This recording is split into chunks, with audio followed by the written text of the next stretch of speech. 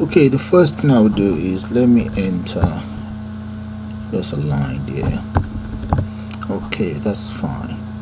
Then I'm going to declare the following variable. Let's come in here. Let's say int. Let's go for single. Let's make that room. Single room equals, let's go for maybe 35 pounds. Alright, now I'm going to have to declare more rooms for double room.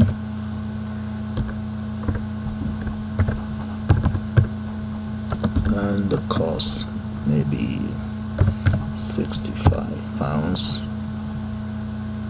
or maybe 55. And let's go for family room. Yeah. Then the other variable that I'm going to declare now will be for the meal. So let's copy that and just paste that in there. So that's going to be meal 1. So maybe 7 pounds, and meal 2. And then we have meal 3 here. Yeah. So that is all done. Now the next thing, let's declare simple date format.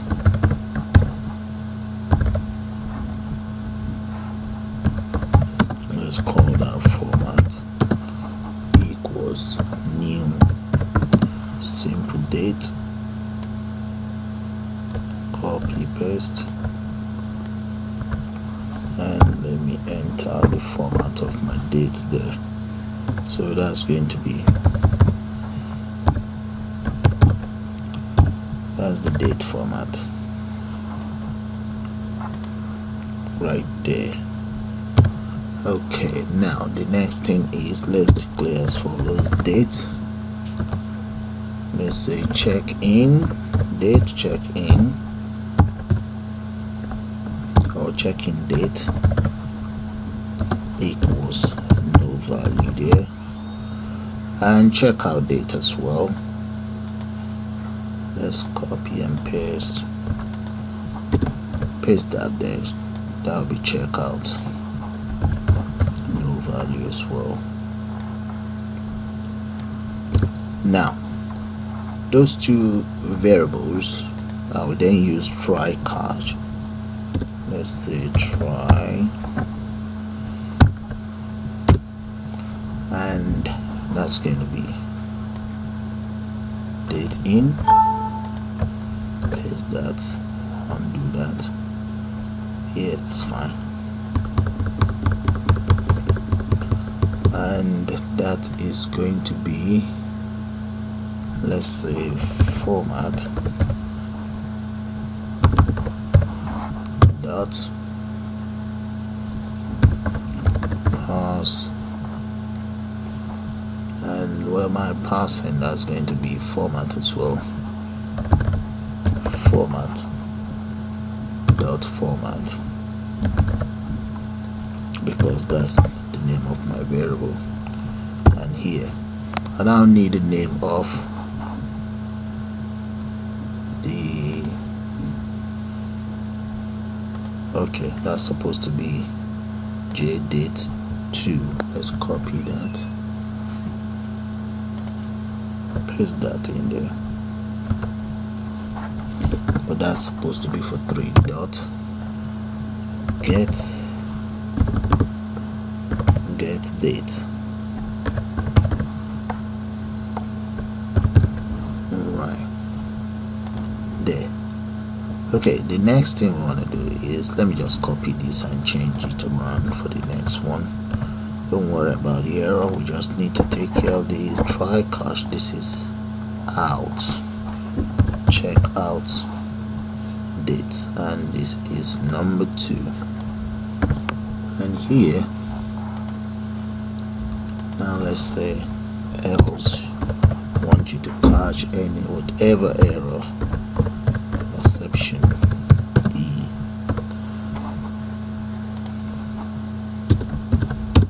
Okay, there goes the error. So in this case, let's say E dot print. There we go.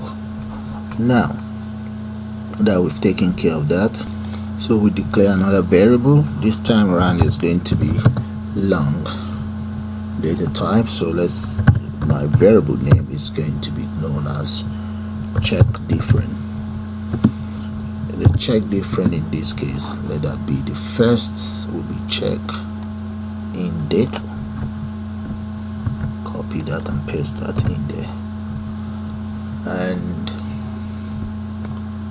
enter, let's say dot that gets time,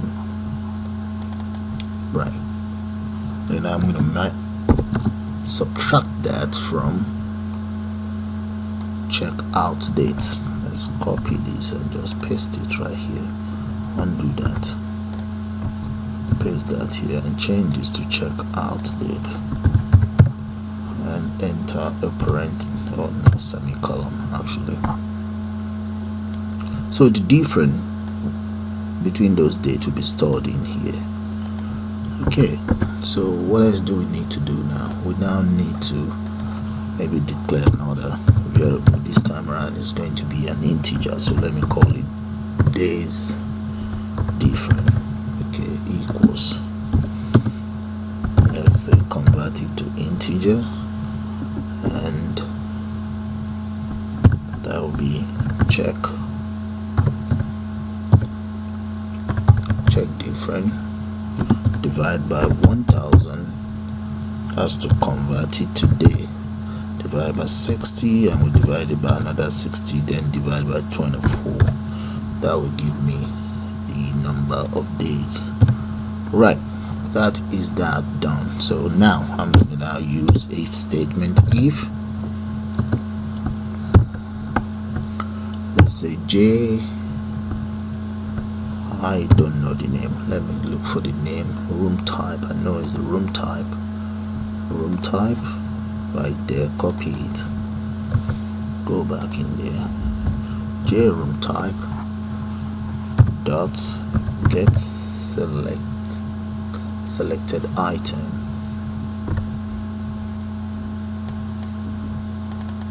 There we go. Dot get selected item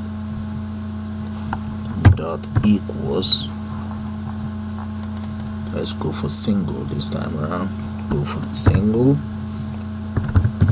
a single room, and the other one, I need the name of the other one, that's for meal. Copy that, come back here, let's say and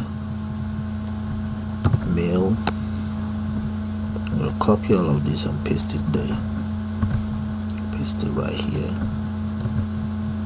Okay, that will be 1 and meal happens to be 1. Enter. We start with our calculation. So now I want jTXT total dot set,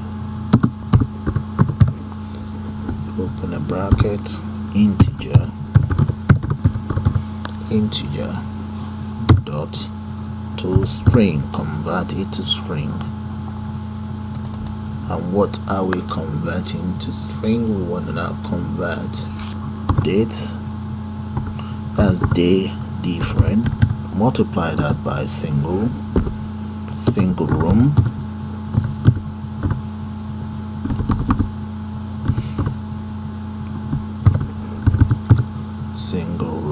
now come out here and just add plus 1 meal.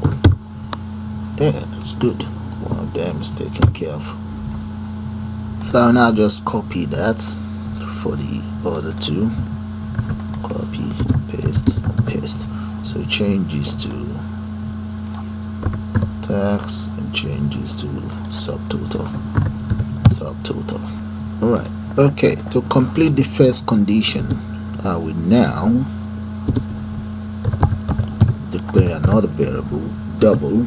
I'm going to go for q equals double dot, and what we are passing is going to be the content inside. Let's take care of this first. Let's take care of this very first one. Copy that, paste it right in here. That will be for tags, and change this to get. Right now, q equals q, let's say multiply by 0.25 and divided by 100. Divide by 100. Okay, and string, let's say tags equals string dot format. Let's change that to pound sign. Let's enter pound sign there. Dot 2f, and here will be change that to q. Right. Semicolon. Okay.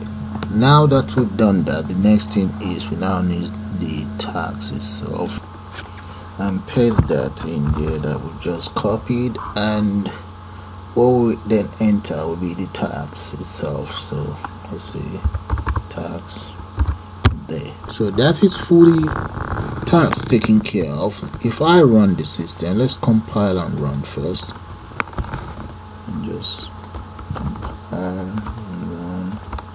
Okay, let's try that out. Let's select some days in there. Okay, we need 1 mil, room type is single. There we go. Okay, so we now need to take care of the others. So that's working as we want. Yeah. So all I then need to do is just to copy this and just change it around. Copy, paste. So I'll change this for, that will be for my subtotal,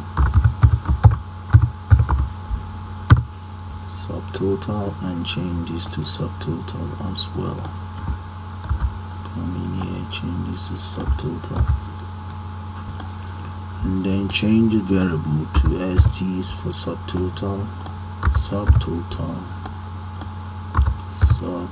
and subtotal right here, and this one becomes subtotal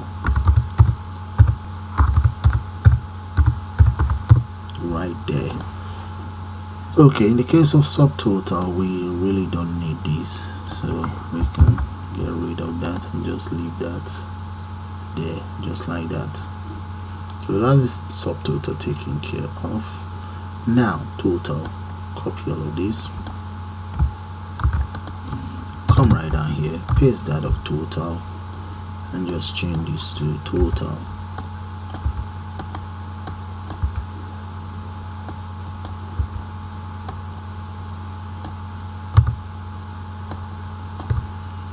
Alright, in the case of total, I'm going to have to add the tags, let's say plus q. There, as the very first calculation taken care of. So have a good look at it, and maybe we can just move this up for you guys. Let's get rid of this so that we have enough room. Yeah, get rid of that. Okay, and we can get rid of this as well. We need more room there. Yeah. Okay, now you see that all I need to do is just to copy all of these, copy and paste. But before that, let's run it and see. Let's try it out, because we have one full condition there. Run. So if we select on the second to maybe 31st, and we have one that's the only condition covered so far. Right, click on that there. Okay, so there's some errors here that we can take care of. That's minor. Alright, so let's just copy and paste, then speed it up. Okay guys, I've finished up with the codes. So this is how it all looks. Let's take it right from up here and take it right down. I believe you've seen those, and this is where I started all of the conditions. Okay, and I have to put this back where they are. Makes it looks neat for me. Alright, that was the very first condition we did together. Okay, now take it down. The second condition. Now let's move this so that you can see it properly.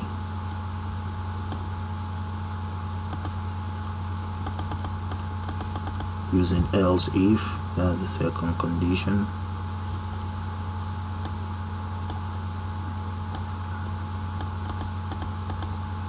The third condition.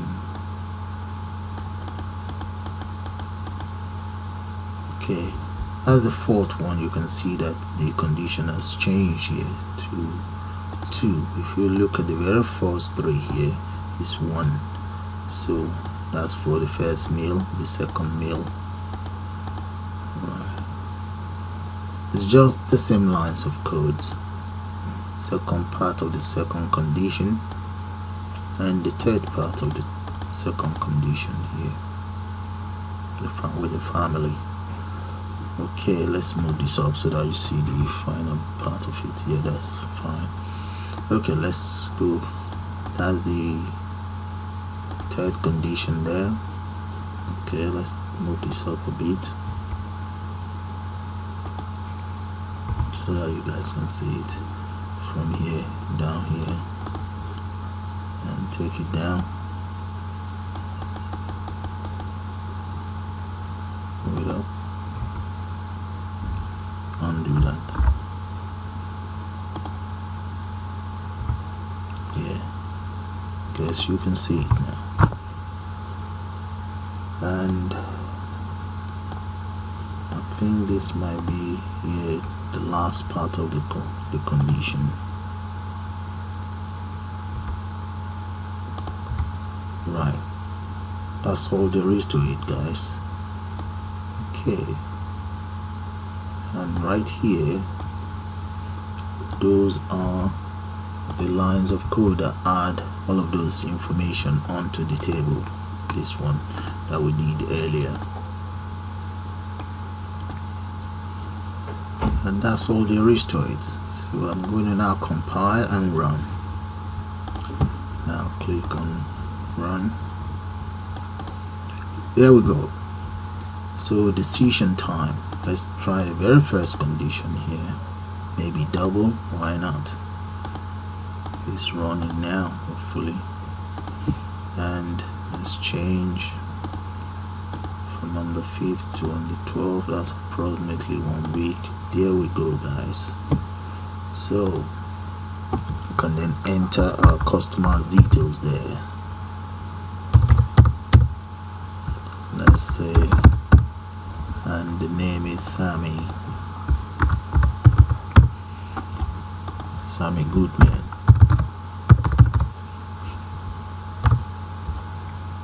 Address 9 Goodman Road.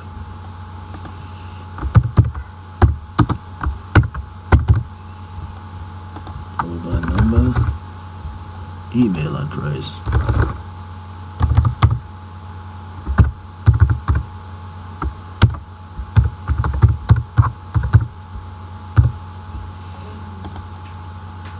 Let's go for